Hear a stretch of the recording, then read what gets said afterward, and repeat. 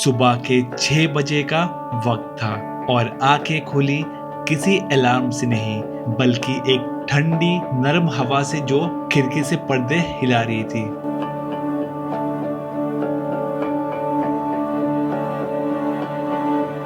बाहर एक अजीब सा सुकून था, ना ट्रैफिक का शोर ना लोगों की आवाज, सिर्फ पेड़ों के बीच आती हल्की हल्की चिड़ियों की मीठी आवाज।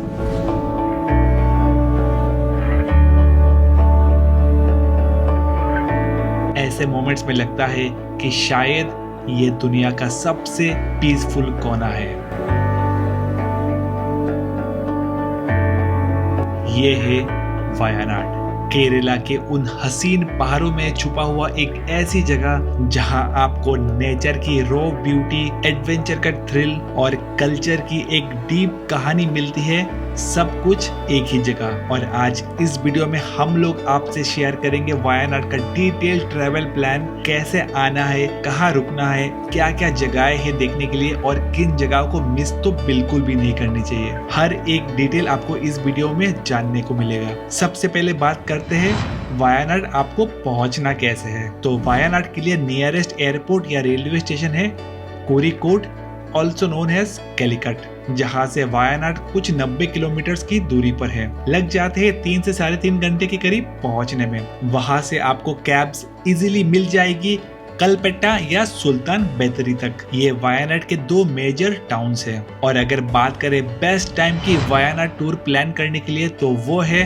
दिसंबर से फरवरी के बीच का टाइम। हम लोग भी उसी टाइम पर गए थे। रात को प्लेजेंट वेदर होती है, लेकिन दिन में वायनाड हमेशा ही थोड़ी बहुत गर्मी तो होती ही है। और मार्च से मई का टाइम काफी भीड़ होती है क्योंकि समर वेकेशंस होती है, तो क्राउड भी आपको बहुत मिलेंगे। जून से सितंबर मॉनसून सीजन है। ग्रीनरी तो आपको बहुत ज्यादा देखने को मिलेगा उस दौरान और खूबसूरत भी लगती है, लेकिन लैंडस्लाइड वगैरह का खतरा भी बनी रहती है। तो वेदर चेक करके प्लान करें ट्रिप को। या अक्टूबर से नवंबर का टाइम भी काफी अच्छी होती है। मॉनसून सीजन के ठीक बाद उस टाइम भी आपको पूरी घाटी में बहुत ज्यादा फ्रेश फील होगा और क्राउड भी कम होती है। तो परफेक्ट टाइम है अगर सस्ते में आपको ट्रिप करना है, क्योंकि उस दौरान होटल के प्राइसेस भी काफी सस्ते मिलते हैं। वैसे वायनाड में हर एक जगह घूमने के लिए आपको मिनिमम 4 से 5 दिन पूरे चाहिए होगा, क्योंकि सारे साइटसीइंग पॉइंट्स काफी दूर होते हैं एक दूसरे से। लिटरली आप दिन में मैक्सिमम 2 से 3 जगह ही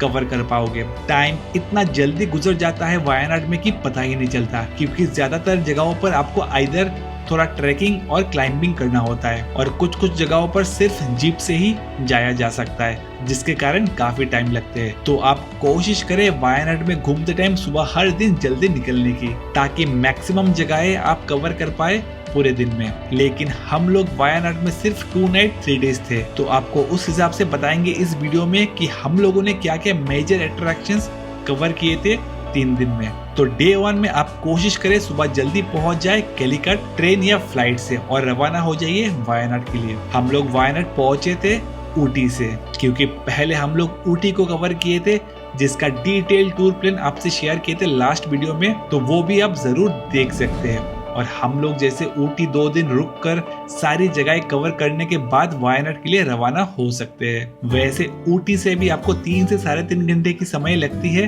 वायनाड तक पहुंचने के लिए। और ऑन द वे पर कुछ जगह भी हम लोग देखते हुए गए थे। तो ऊटी से वायनाड जाते टाइम जो है, वायनाड पहुंचने के कुछ 10-15 किलोमीटर पहले हम लोग एक चर्च दिखा। बहुत ही सुंदर चर्च है, नाम है सेंट थॉमस कैथेड्रल चर्च का। क्या सुंदर लग रहा है, ब्यूटीफुल आर्किटेक्चर है इसका। इस चर्च को आप चाहो तो बाद में भी डे 2 या डे 3 में भी कवर कर सकते हो, अगर ऊटी से नहीं जाते हो तो।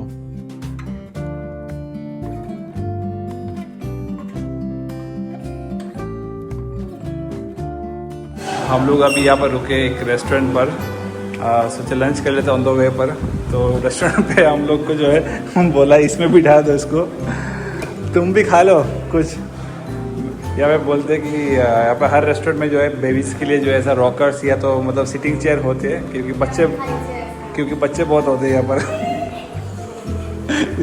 इसको मेनू चाहिए, ठीक ऑर्डर करो कुछ। मटन बिरयानी क्या चाहिए?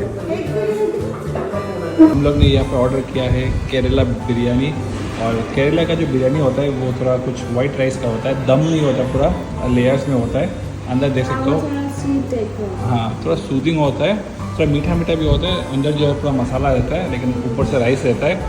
और तुमको क्या चाहिए, बिरयानी खाना है?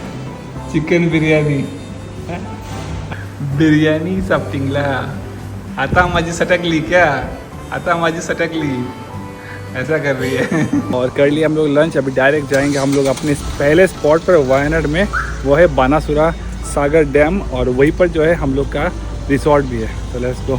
और पहला दिन आपको लंच वगैरह करके वायनाड पहुंचते पहुंचते शाम तो हो ही जाएगा। तो उस दिन आप डायरेक्ट चले जाइए बानासुरा सागर डैम विजिट करने।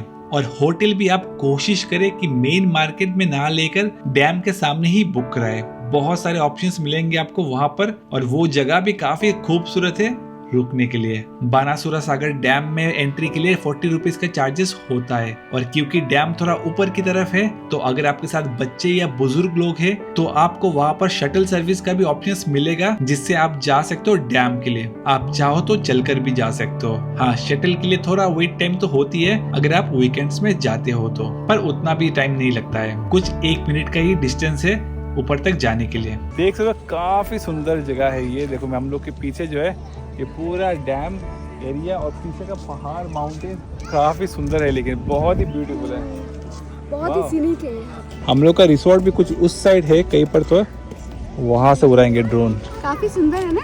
हाँ, और यहाँ पे आप देख सकते हो ऐसे पाथवे भी है, शॉर्ट वॉक्स भी कर सकते हो आप, बोटिंग भी कर सकते हो, और यहाँ का नज़ारा भी एंजॉय काफ़ी कर गार्डन सकते हो। है, यहाँ पर पार्क है, बैठने के लिए जगह है, और जिप लाइनिंग भी है, मडी बूट्स जिप लाइन का ऑप्शन है यहाँ पर, वो भी आप कर सकते हो। यहाँ पर आप एंजॉय कर सकते हो boating, specially speed boat rides, जो बहुत ही मजेदार होती है। और बैकग्राउंड में वेस्टर्न घाट्स का जो व्यू मिलता है वो रियल हाईलाइट से इस जगह की। बोटिंग का टाइमिंग सुबह 9 से शाम के 5 बजे के बीच होती है, और स्पीड बोट का चार्जेस 1000 रुपए होती है, जिसमें 5 लोग राइड कर सकते हैं। क्योंकि शाम का जो नजारा आपको यहाँ देखने को मिलती है, स्पेशली सनसेट के टाइम, वो बहुत ही ज्यादा ड्रीमी होती है। डैम के अंदर जो मिनी आइलैंड्स है वो एक्चुअली छोटी छोटी हिल टॉप्स है, जो मॉनसून के बाद जब रिजर्वर भर जाता है तो पानी में पार्शियली डूब जाते हैं और दिखती है जैसे फ्लोटिंग ग्रीन आइलैंड्स। काफी सुंदर लगता है।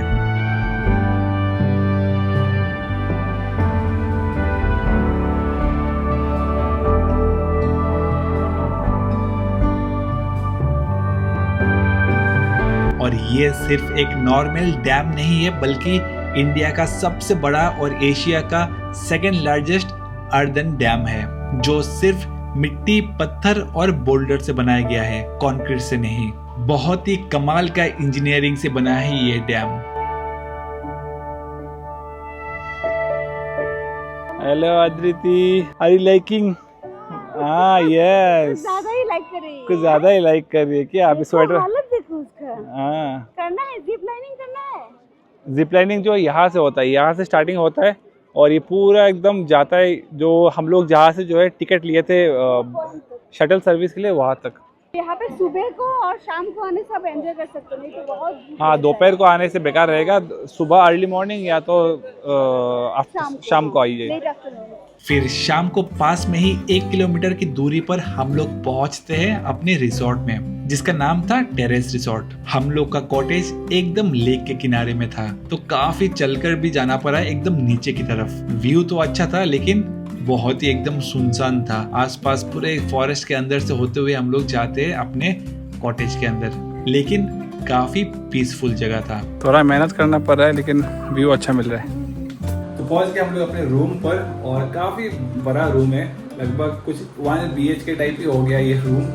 एक बार आपको रूम टूर देते हैं। तो यहाँ से हम लोग एंटर किए, और करने के बाद यहाँ पर आपका जो है लिविंग एरिया हो गया, बैठने के लिए जगह है। अभी तो फिलहाल सामान वामान रख दिया हम लोग, और इस साइड से जो है स्टोरेज एरिया है, और इधर बाथरूम भी है, देख लेते हैं, अभी तक खोला भी नहीं, तो अच्छा नीट है, क्लीन है। तो ये रहा बाथरूम, और ये बाथिंग एरिया, और इधर से है रूम। और रूम के सामने से जो है जो नज़ारा देखने को मिल रहा है, क्या ही बताए, वेरी नाइस। सुबह सुबह यहाँ से सनराइज देखेंगे और यहाँ से उड़ाएंगे ड्रोन। सनसेट भी मिल गया अब अद्रिति, और जो है अभी हम लोग को हाँ सुबह जो है सनराइज भी देख लेंगे। बहुत अच्छा लगा उसको, बहुत ही अच्छा लग गया उसको रिसोर्ट।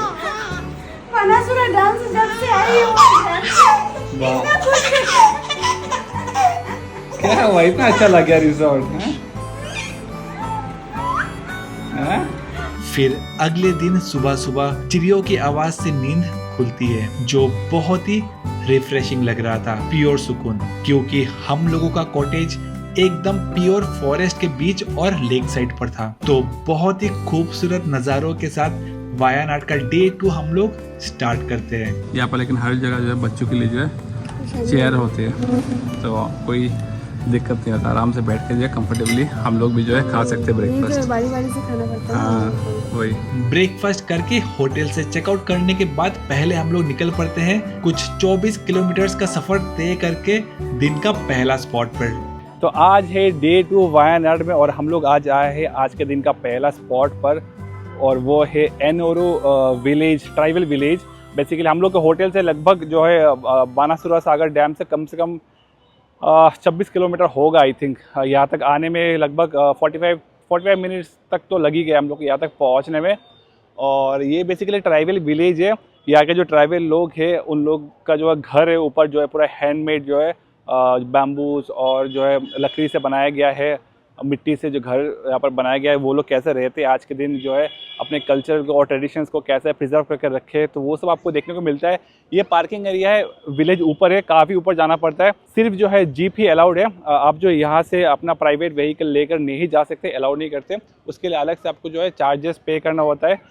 हम लोग नहीं जा रहे क्योंकि जीप जा रहे जो है उसके लिए जो बहुत ज़्यादा कंजस्टेड है, हमें एक के ऊपर एक उठ के जाना पड़ रहा है। लेकिन इसमें जब बेबी को लेकर नहीं जा पाएंगे, लेकिन फिर भी उतना भी हम लोग को इतना इंटरेस्ट नहीं आ रहा है वहाँ पर जाने के लिए, क्योंकि वायनाड में और भी बहुत सारी जगह है और हर एक जगह जो एक दूसरे जगह से जो बहुत दूर है, काफ़ी दूर है। एक व्यू पॉइंट से दूसरे व्यू पॉइंट के लिए जो है टूरिस्ट स्पॉट के लिए जो है कम से कम 30-40 किलोमीटर कुछ ऐसा डिस्टेंस में, तो हर चीज़ तो आप कवर नहीं कर पाओगे। तो अब इसमें जो अगर ज़्यादा टाइम देंगे तो हम लोग जो है बाकी जगह नहीं कवर कर पाएंगे, क्योंकि हम लोग सिर्फ 2 ही दिन है और 2 दिन में जो वायनाड आप पूरा घूम नहीं पाओगे। इसके लिए जो मिनिमम आपको 3 से 4 दिन तो चाहिए होगा। और जीप के लिए जो 30 रुपीज़ पर पर्सन पे करना होता है, देख सकते हो।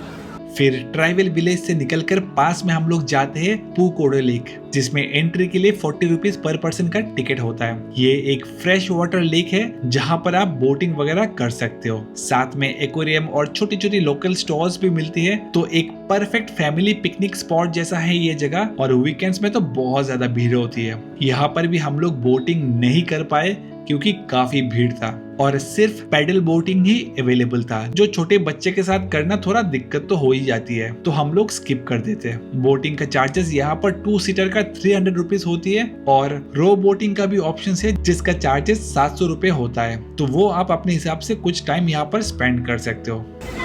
ये देखो हम साथ साथ है, सारा बोट जो एक साथ जो है लगा दिया, एक साथ चल रहे हैं लोग। क्या बात है, क्या बात है।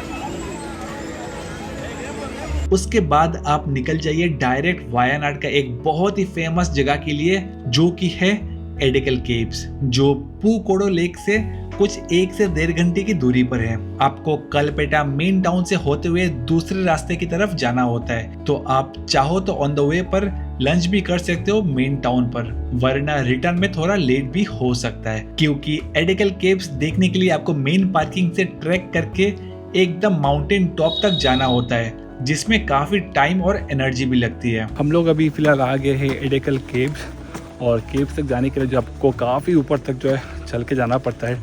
थोड़ा सा एक छोटा सा हाइक करना पड़ेगा, काफ़ी स्टीप रास्ते बहुत ज़्यादा स्टीप होती है, तो आप आराम से जाइए। एकदम फॉरेस्ट के बीच से होते हुए आप जाते हो और ऑन द वे पर खाने पीने के लिए भी शॉप्स आपको मिलेंगे, लेकिन हाँ, कुछ खाते खाते मत जाइए इस रास्ते पर, क्योंकि बंदर बहुत होती है जो आपके ऊपर कूद भी सकते हैं अगर आपके हाथ में कुछ खाने के लिए है तो। टिकट का पड़ा यहाँ पर 50 रुपीज़ एडल्ट के लिए पर पर्सन, और बच्चों के लिए 30 रुपये।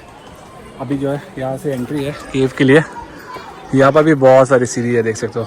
भाई साहब, सीढ़ी तो ख़त्म होने का नाम ही नहीं ले रहा है। ये ट्रैक छोटे बच्चों के साथ ना करना ही अच्छा होगा आपके लिए, क्योंकि एकदम खड़ा पत्थरों से बना हुआ है सीढ़ी, तो चलने में भी काफी दिक्कत होता है अगर आपके साथ बच्चे या बुजुर्ग लोग हैं तो। पहला हाफ ट्रैक का फॉरेस्ट ट्रेल है, पत्थर और स्लिपरी रूट से भरा हुआ।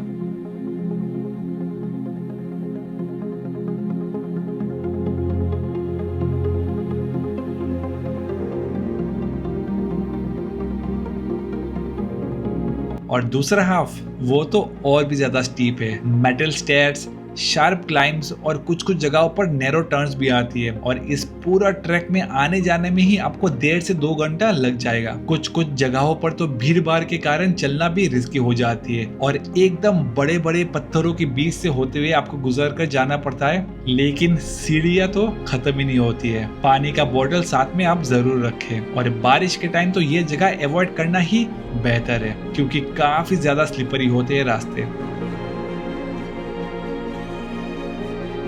लेकिन आप जब टॉप पे पहुंचते हो सारी थकान 1 सेकंड में चली जाती है। केव के अंदर मिलते हैं हजारों साल पुराने पत्थरों पर बनाए गए चित्र और निशान, जैसे इंसान, जानवर और कुछ अजीबोगरीब सिंबल्स। ये सब बताते हैं कि यहाँ पहले के जमाने में लोग रहते थे और उन्होंने अपनी कहानियां पत्थरों पर तराश के छोड़ी थी। बहुत ही यूनिक है ये जगह। बस याद रहे, इस केव की स्टोरी तक पहुंचने के लिए थोड़ी मेहनत तो लगती है, लेकिन रिवॉर्ड प्राइसलेस है।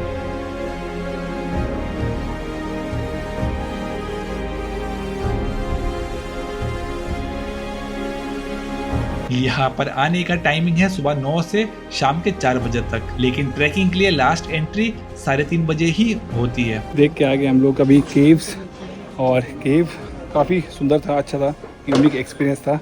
अभी चलते तो आने में जो है मुझे लगभग 1 घंटा लग गया ट्रैकिंग में और देखने में। अभी नीचे जा रहे, नीचे पूरा सीढ़ी बना हुआ है, पूरा स्टेयर्स है, तो और आई थिंक और 15-20 मिनट लगेगा मुझे उतरने में एकदम पार्किंग तक। तो लगभग कुछ 1.5 घंटे का होता है ट्रैक पूरा, एकदम 1 घंटे से 1.5 घंटे के अंदर आप जो है पूरा घूम पाओगे ये केव्स। तो इस थकान भरी ट्रैक करते करते काफी टाइम भी हो गया था और भूख भी बहुत ज्यादा लग जाता है, तो केरला का कुछ ऑथेंटिक ट्राई करना तो बनता था। तो हम लोग पहुंचते हैं यहाँ का एक बहुत ही फेमस रेस्टोरेंट पर, जिसका नाम है ओलन। प्राइसिंग खाने की यहाँ पर डिसेंट ही है और आपको यहाँ various south Indian Kerala style authentic cuisines try करने को मिलेंगे। तो हम लोगों ने ऑर्डर किया यहाँ पर एक किंग फिश फ्राई और नाडा चिकन करी, जो थोड़ा कोकोनटी फ्लेवर में था। साथ में यहाँ का फेमस सद्या मील्स ऑर्डर करते हैं, जो बहुत ही सूदिंग और टेस्टी था। आप जरूर ट्राई करें, अच्छा लगेगा आपको। ऑथेंटिक केरला डिश, यहाँ का जो राइस होता है वो थोड़ा जो है मोटा राइस होता है। ये यहाँ का जो है स्पेशल है, खा के देखते कैसा है।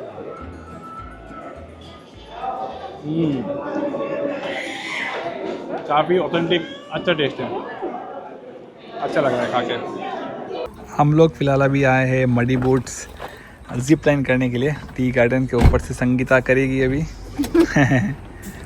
और मैं जो ज़रा बच्चे के साथ रहूँगा, क्योंकि संगीता जो है एडेकल केव्स नहीं की, तो मैंने बोला कि एक काम करो तुम जिप लाइनिंग कर लो। हाँ, आ जाओ आ जाओ आ जाओ। सनसेट का टाइम होने वाला है, अभी 6 बजे बंद हो जाता है। तो यहाँ से जिप लाइनिंग स्टार्ट होती है और पूरा एकदम जो नीचे वहाँ तक जाती है। तो यहाँ पर जो जिप लाइनिंग का चार्जेस होता है 400 रुपीज़ पर पर्सन। यहाँ से 1 वे का होता है, नीचे एक और पॉइंट है वहाँ पर जाकर जो ख़त्म हो जाता है। और काफ़ी अच्छा है, एकदम टी गार्डन्स के ऊपर से होते हुए जिप लाइनिंग आप करोगे तो काफ़ी इंटरेस्टिंग भी लगता है। मम्मा ने किया, वाह, you will do in the future. Wayanad में आपको मडी बोट्स जिप लाइनिंग के ऑप्शंस बहुत जगहों पर मिलेंगे, आप कहीं पर भी कर सकते हो। ज्यादातर जिप लाइनिंग इस तरह के टी गार्डन्स के ऊपर से ही होती है, जो बहुत ही मजेदार और यादगार भी होती है।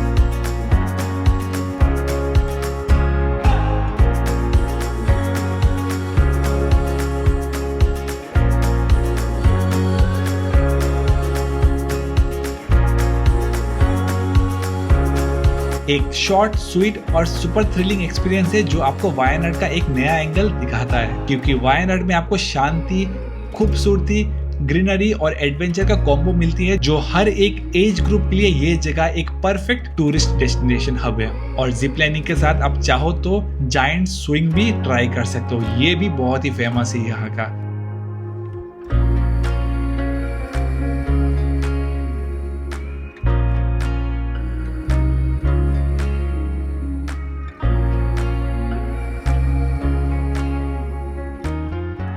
और कुछ यही सब जगहें हम लोग कवर करते हैं डे 2 में, और शाम को जाकर चेक इन करते हैं एक और होम स्टे पर, जो मेन टाउन के आसपास ही था, जिसका नाम था एल्डोरा होम्स। काफी अच्छे थे यहाँ के ओनर और बहुत ही वेलकमिंग भी। रूम्स भी काफी क्लीन, कंफर्टेबल और होमली फील दे रहा था। अच्छा लगा स्टे यहाँ पर। और फिर डे 3 जो कि वायनाड में हम लोगों का आखिरी दिन था, तो हम लोग सुबह सुबह निकल पड़ते हैं इन टी गार्डन्स के बीच से होते हुए अपने अगली मंजिल की ओर, जो कि है सूचीपारा वाटरफॉल्स और वायनाड का top most famous spot 900 candy.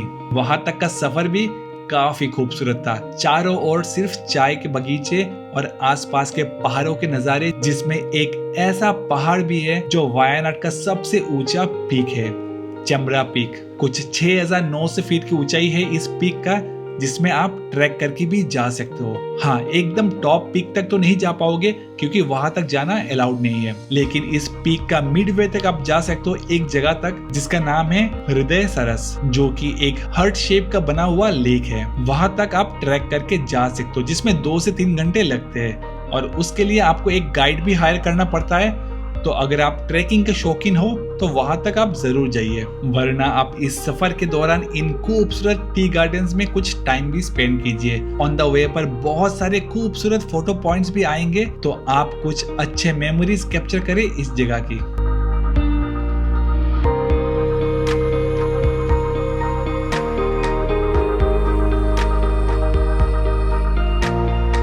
और लगभग 40 से 45 मिनट के ड्राइव के बाद हम लोग पहुंचते हैं सूचीपारा वाटरफॉल्स के एंट्री गेट तक। यहाँ के पार्किंग एरिया से आपको टिकट लेना पड़ता है फॉल्स तक जाने के लिए। सो टिकट का प्राइस यहाँ पर पड़ा 150 रुपीज़ पर पर्सन, और सिर्फ जो है डिजिटल ट्रांजैक्शन ही चलती है, नो कैश, सिर्फ गूगल पे से पे करना होता है, और मतलब UPI से पे करना होता है बेसिकली।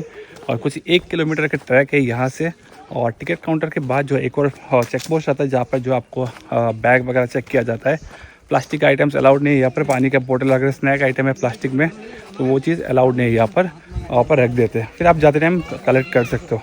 रास्ता अच्छा है लेकिन काफ़ी नीचे तक जाना पड़ रहा है। वैसे जाते टाइम आपको ज्यादा दिक्कत नहीं होगा, क्योंकि आप एकदम इन फॉरेस्ट के अंदर से होते हुए जाओगे। Kind of nature trail walk होता है, ठंडी ठंडी हवा और झरने की आवाज सुनाई देता रहेगा आपको पूरे रास्ते पर ही, तो काफी अच्छा और रिफ्रेशिंग भी लगता है। लेकिन रिटर्न के टाइम थोड़ी सांस तो फूलेगी, क्योंकि वाटरफॉल्स काफी नीचे की तरफ है, तो रिटर्न में आपको काफी क्लाइंब करना पड़ेगा, और इस ट्रैक को करने में आपको आने जाने में ही 1 घंटा तो लग ही जाएगा।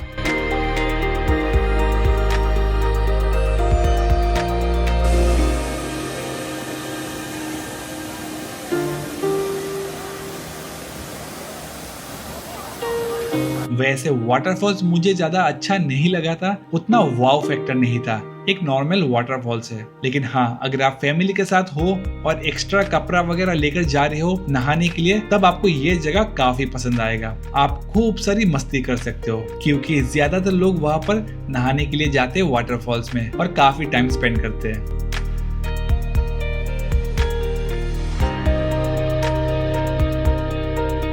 आ गया मैं, बहुत टायरिंग था, लगभग 1 घंटे से ऊपर ही लग गया आने जाने में, वाटरफॉल्स देखने में। और उसके ऊपर भी जो है मैंने वाटरफॉल्स के सामने जाकर ज़्यादा टाइम स्पेंड भी नहीं किया, कुछ 5 मिनट 10 मिनट ही मैं था, वीडियो बनाया और आ गया, क्योंकि हम लोग को और भी जगह कवर करना था और कुर्ग भी जाना है, लेट हो जाएगा फिर। अरे तुम दोनों एकदम मैच हो गए, एकदम दोनों एक ही ड्रेस कलर में। हम दोनों को जाना है ग्लास ब्रिज।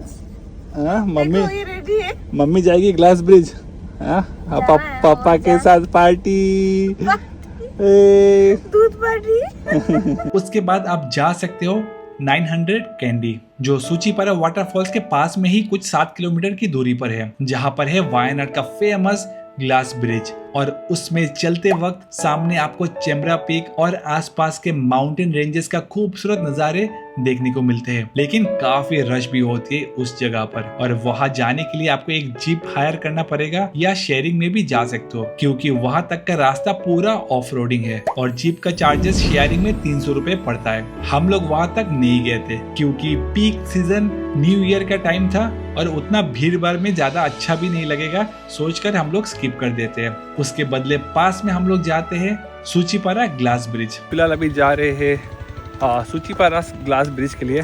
सामने ये सूचीपारा फॉल्स के थोड़ा सामने से आगे से जो है राइट की तरफ एक रास्ता जाता है, वहाँ से जो है थोड़ा ऊपर की तरफ एक और ग्लास ब्रिज है, तो हम लोग सोचे वही देख लेते हैं। पर पैसा बहुत है यार, 200 रुपये लिया टिकट बस फॉल्स और ग्लास ब्रिज को देखने के लिए, जो है पर पर्सन 200 रुपये, थोड़ा ज़्यादा है। अदिति कम, लेट्स गो। इस ग्लास ब्रिज से आपको ज्यादा कुछ खास व्यू देखने को तो नहीं मिलते हैं, बस नीचे एक वाटरफॉल्स है और ज्यादा भीड़ भाड़ भी नहीं होती है। ये जगह बहुत कम लोग ही आते हैं, ठीक ठाक ही लगा ये ब्रिज। टिकट का चार्जेस के हिसाब से उतना थ्रिलिंग और मजेदार नहीं लगा ये ग्लास ब्रिज। और अगर आप 900 कैंडी जा रहे हो तो ये आप स्किप कर सकते हो।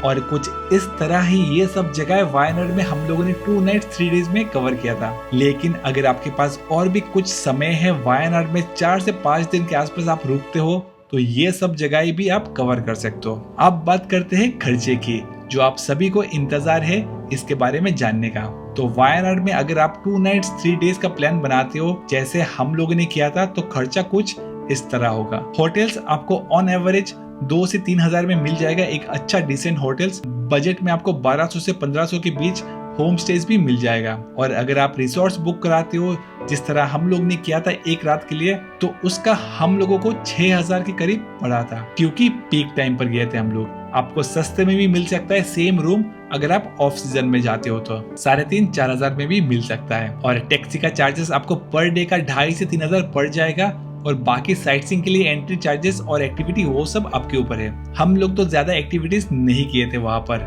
सिर्फ संगीता जिप लाइनिंग की थी एक बार। तो कुछ इस तरह का खर्चा हो सकता है आपको इस टूर को करने में। होप आपको एक आइडिया लग गया होगा चार्जेस के बारे में। आप अपने प्रेफरेंस के हिसाब से कॉस्ट को कैलकुलेट कर सकते हो। और अगर कुछ सवाल और भी रह जाता है आपके मन में, तो कमेंट में आप जरूर पूछ सकते हो। और वायनाड के साथ कुछ और भी जगहें आप कवर करना चाहते हो, तो आप भी हम लोगों की तरह वायनाड से निकल जाइए कुर्ग के लिए, जो आपके साथ शेयर करेंगे नेक्स्ट वीडियो में।